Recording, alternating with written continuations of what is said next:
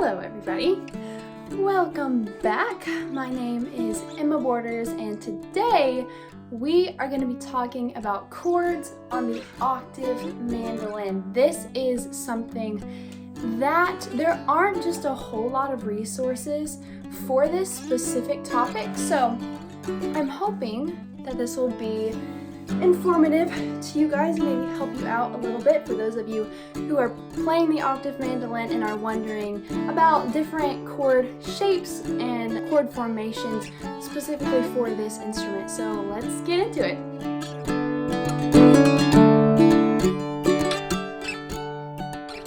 So if you have watched any of my other videos, you might know that I talk a lot about utilizing open strings and using open voicings on this instrument. So I'm going to go into much more detail about that today.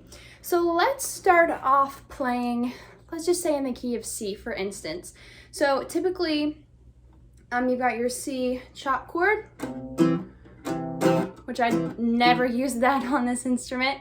You've got your bar chord like this, which I don't use a whole lot on this instrument either. And then you've got your open chord, C chord, which this one is pretty. I think this one sounds really pretty on this instrument, but we kind of have a problem because with that chord, the G is on the bottom, which is not the 1, which is not C. So it can sound pretty if you're doing a 1/5 kind of thing, but if you want the bass, which is C on the bottom, this is my favorite C chord that I use. So you're gonna put first finger on 5th fret on the C note. You're gonna put second finger on the same fret but a string over on the D string, and then we're gonna add the 2. So we're gonna add a D to this chord, and we're gonna do that by stacking again, same fret, 5th fret on the A string with our 3rd finger. That gives us this really pretty open with a 2 kind of chord. I love this chord. And we've got the bass on the bottom, that C. So this is my go-to C chord on this instrument. And if you want to eliminate the 2, if you don't love how that sounds, what you can do is you can do one of 2 things. You can raise that to the E. So we've got 2 E's on top. That sounds okay. Or you can lower that to a C. So then if you're going to do that, I would do 3rd finger, 4th finger, 1st finger on that C, and then you get this. This one sounds really pretty too. So this one, and then with the 2, those are my go-to for a C chord on this instrument. Okay, so now we want to go to the 4. So the 4 in the key of C would be F. F is a little bit tricky on this instrument because our lowest string is G, so in order to get an F on the bass, we have to go either really high or go to our D string. But I like to use the same kind of stacking formation for this chord also. So if you take this, what we did for the C chord, that, and you move that down 2 frets and over a string, so you're starting on the D string, that gives you your 4 with the F on the root.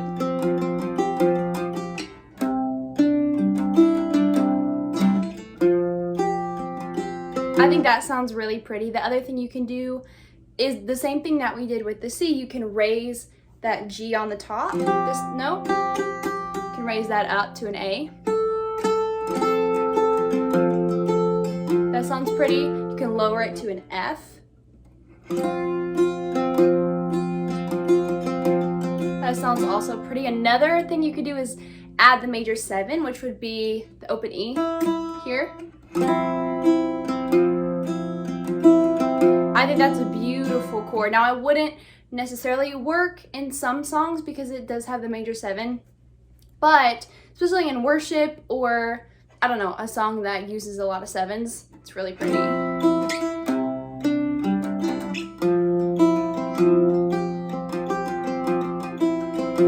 And you can go back and forth between the 2 of those also to add some movement in your chords. Okay, now we want to go to the 5 of C, which is G. G is a lot simpler because the open G chord sounds great on this instrument. So, because we've got the G on the bottom, and that's what I'll use the majority of the time. You can go up, do the exact same thing. So if you take the F chord that we were just using, raise that up 2 frets, get the same thing. But with this one, I would probably do the B on top. You can add the low G.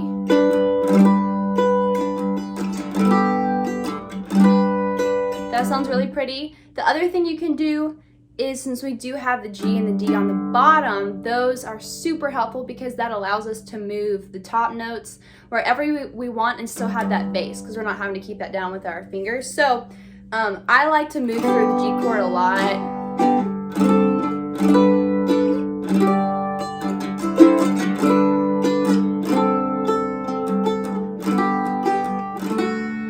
So that's really easy to do. And if you wanted a higher voicing, this one sounds really cool. So it's open G, open D, and then you've got, I have no idea what fret this is. It's pretty high up there. But you've got second finger or first finger, it doesn't really matter, on G, and then D. So that's a really open, because we're not playing, that's a really open voicing because we don't have the 3 in that chord.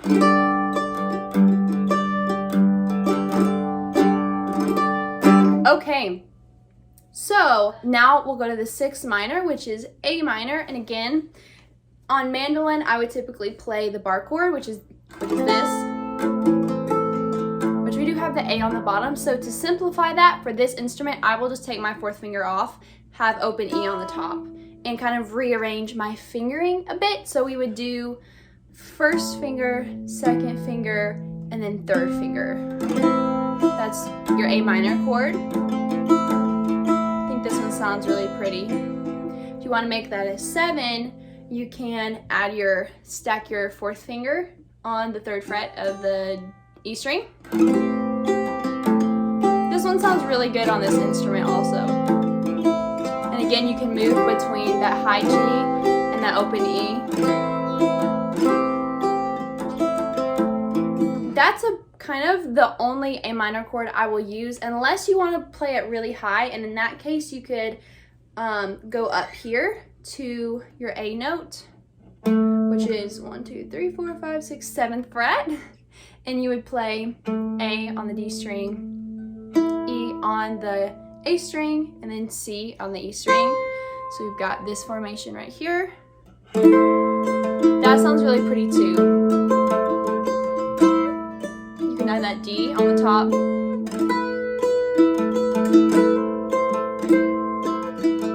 So that would be your chords for the key of C. If we wanted to do the 2 minor and the 3 minor, here's what I would do for that. So, and you'll start to notice I kind of use the same position and frame for a lot of these chords. So yeah, but so like when we were doing the A minor, I had 1st finger, 2nd finger, 3rd finger. That is one of your minor chord shapes. So if I wanted to play B minor, I move that up 2 frets. And I leave the E on the top. I love that chord. But anyway, back to the key of C. If we were gonna go to D minor, you just take your A minor shape, raise that up to where your 1st finger is on D note. Then you can get D minor. Now we do have that E on top, which can sound cool. It sounds very minor. So if you wanted to avoid that, you could just not play that string, or you could add your 4th finger on the 7. That would be your D minor. Wanted to do E minor, again, just take this shape, move it up 2 frets, that's your E minor.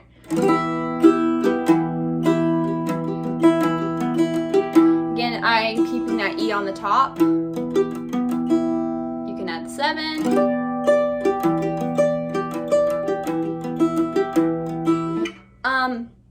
For E minor, most of the time, this is the chord that I'm going to go for, because you can play it down here. That sounds okay too. I just find for me, it's easier to have the root on my lowest string, which is G string, because if you're playing it down here like this, you have to avoid hitting your G string with that chord. But if you play it up here, which is the exact same notes, by the way, exact same thing, it's just higher on the neck. So then we have the use of our fourth string of our G string.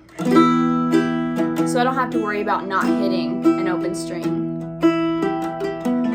Okay, so let's go to the key of D, which is probably my favorite key to play in on this instrument because we get to utilize a lot of open strings. So in the key of D, my favorite D chord starts on the 7th fret of the G string. We've got our D note, we've got our A note, which is second finger stacked on the 7th fret of the D string, and then we're gonna do fourth finger on the 9th fret of the A string, and leave our open E open. I think this sounds so pretty. I love this chord. And again, the E on top is actually the 2 of the chord. It's not technically in a D chord, but it doesn't sound bad. It makes it sound really nice and open. So this is what I use for D. You can also do the open chord. That sounds great too. Again, with that chord we have an A on the bottom. So I always try to make sure that I keep the root of the chord on the bottom unless it is an inverted chord, which would be a D chord over an F sharp or a D chord over an A. In that case, then if you were playing a D chord over A, this chord would be great. However, just for a standard D chord, I'm gonna move up here so that my D is on the root. Okay, then we go to the 4, which is G. We already talked about G. Super easy. Okay, we want to go to A. So for A, I normally just slide these 2 fingers down. And actually, you have this, you slide it down to A. That's your A chord. But since the frets are a little bit bigger down here, a lot of times I'll just take my 4th finger off, just play it open.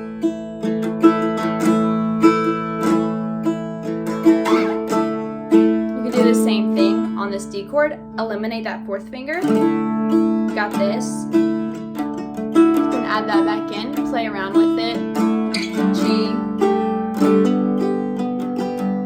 A lot of times with G, I will also make this A string open and add that B, A, back to D.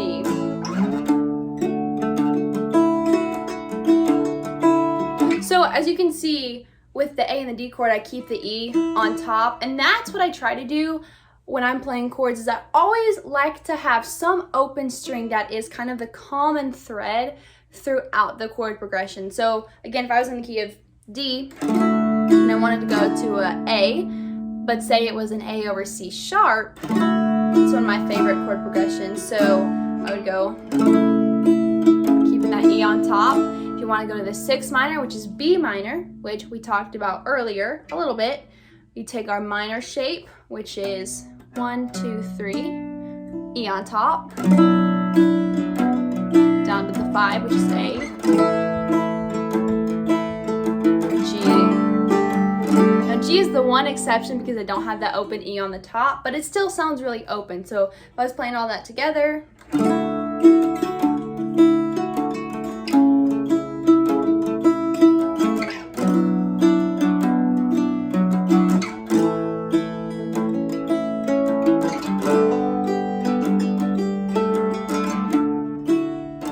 that's what it sounds like. And I just realized that actually, if I'm playing in the key of D, sometimes what I'll do is I'll go up even higher to, let's see, I'm gonna count it out. What fret? 1, 2, 3, 4, 5, 6, 7, 8, 9, 10, 11, 12th. 12th fret, which is an octave up. So G, G. And I'll do that stacked formation, which we did for the very first C chord where we have 1, 2, 3 all on the same fret with our open E. That is open G chord also. G chord with the 2 added. That sounds really pretty. You can move your first finger down a fret. You get D over F sharp. That chord's really pretty. Go to your minor formation, right down to E minor. Then if you wanted to do an A sus, which means we're adding the 4 and then the 4 resolves to the 3, which is just a regular A. So we've got A sus to A. You could do your A chord but add this D with your 4th finger, and you will have to bar, but then resolve it like that. So that whole progression sounds like this.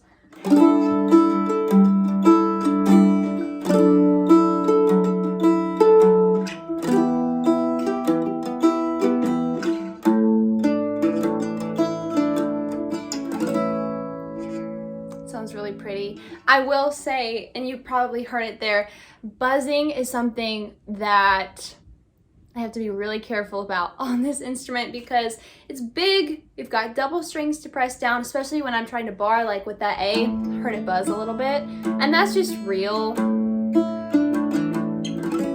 Sometimes buzzing happens. I mean, you try to press down as much as you can, and that is one of the things that I have to work at this instrument, is not having buzzing, because it just takes a little bit of extra focus and intentionality with that.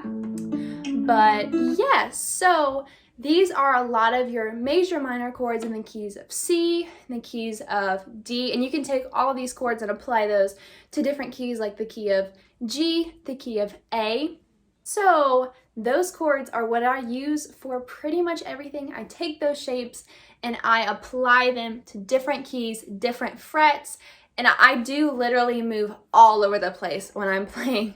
With mandolin, I feel like I kind of stay more in the lower half, but with this instrument, because of the sustain that it has, I find myself like just moving all over, and so I can keep those open strings on top and just move the bass notes around. Thank you guys so much for watching. We covered a lot of ground.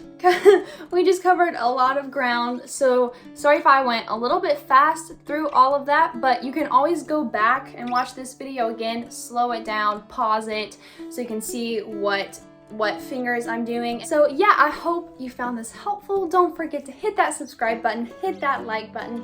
It really helps me out. And I will see you in my next video.